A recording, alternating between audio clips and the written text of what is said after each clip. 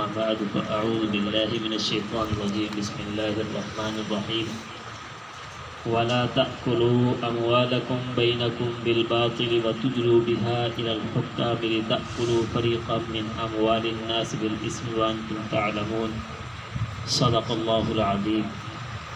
اور نہ کھاؤ تم آپس میں ایک دوسرے کا مال باطل طریقے سے، اور نہ لے جاؤ حکام کی طرف تاکہ تم لوگوں کا مال کھاؤ باطل طریقے سے، حالانکہ تم جانتے ہو۔ پچھلی آیات میں اللہ رب العزت نے بیان فرمایا تھا کہ اللہ رب العزت جو ہے اپنی نشانیاں لوگوں کے لیے بیان فرماتے ہیں تاکہ لوگ تقوی حاصل کریں، اللہ سے ڈر جائیں۔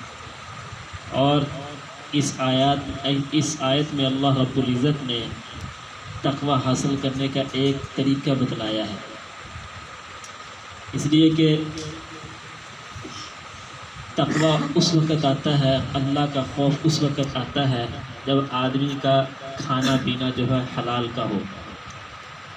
حضرت سعد بن ابی وقاص رضی اللہ تعالیٰ عنہ ایک مرتبہ حضور صلی اللہ علیہ وسلم سے کہنے لگے کہ یا رسول اللہ میرے لیے آپ دعا فرمائیں کہ اللہ رب العزت مجھے مستجاب الدعوات عطا فرمائیں، یعنی میں جو بھی دعا کروں اللہ رب العزت اس کو قبول فرما لیں۔ تو حضور صلی اللہ علیہ وسلم نے فرمایا کہ اے سعد، اگر تم چاہتے ہو کہ آپ کی ہر دعا قبول ہو تو اپنا کھانا جو ہے حلال کرو، اس لیے کہ جب آدمی کے پیٹ میں حرام کا لقمہ جاتا ہے تو 40 دن تک اس کی دعا قبول نہیں ہوتی۔ حرام کا اتنا نقصان ہے۔ تو اس آیت میں اللہ رب نے فرمایا کہ تم آپس میں ایک دوسرے کا مال جو ہے باطل طریقے سے نہ کھاؤ۔ باطل طریقے سے کیسے؟ کہ چوری کر کے، ڈاکہ ڈال کے، رشوت لے کر، سود لے کر، یہ سارے طریقے جو ہے باطل ہیں۔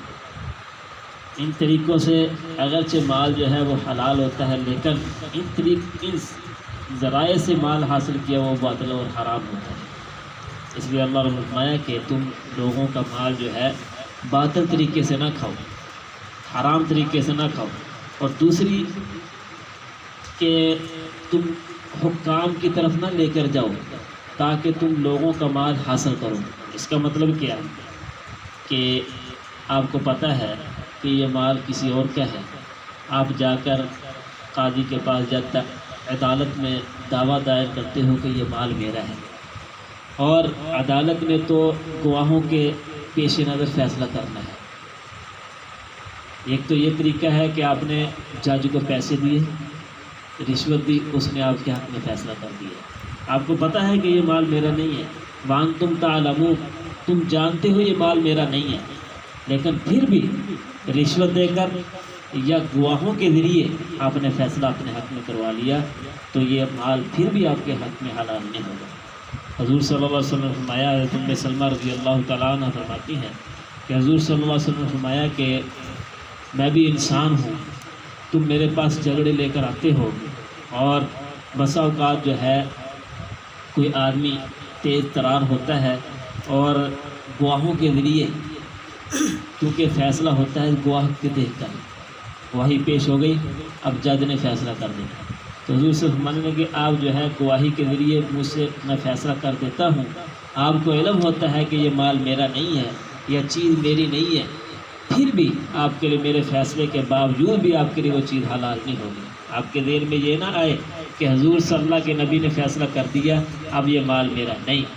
اگر مال آپ کا نہیں ہے حقیقت میں تو میرا فیصلہ کرنے کے بعد بھی آپ کا مال نہیں ہوگا، اس لیے کہ میں نے تو گواہوں کو دیکھ کر فیصلہ کر دیا۔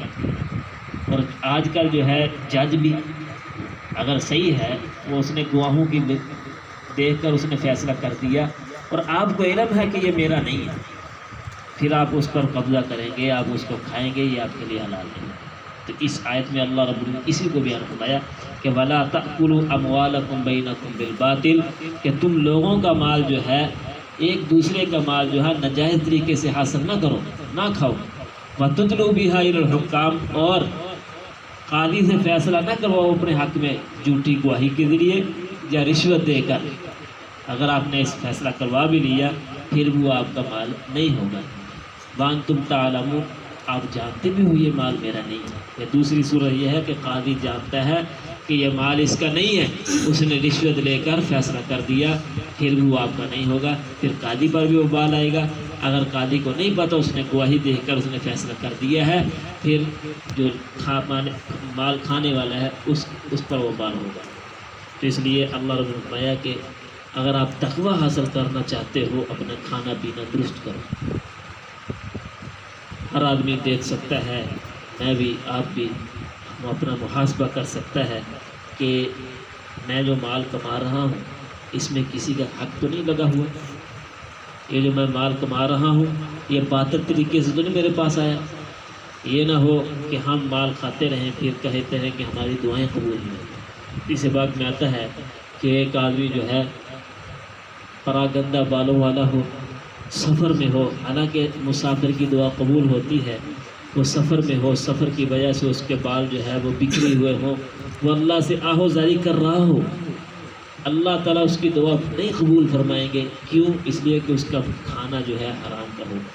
اگر اس کا کھانا حرام کا تو اللہ رب اس مسافر کی سفر کی حالت میں بھی اس کی دعا قبول نہیں فرمائیں گے۔ اس لیے ہر آدمی جو ہے محاسبہ کرے کہ اگر خدا نخواستہ اس طرح کی کوئی ہے تو اس کو دور کرنے کی کوشش کرے، کہ انسان ہے، غلطی ہو جاتی ہے۔ تو اس لیے اس آیت میں اللہ نے فرمایا کہ اگر تقوی حاصل کرنا چاہتے ہو تو پھر اپنا کھانا پینا درست کرو۔ اللہ رب العالمین مجھے بھی آپ کو بھی عمل کی توفیق عطا فرمائے۔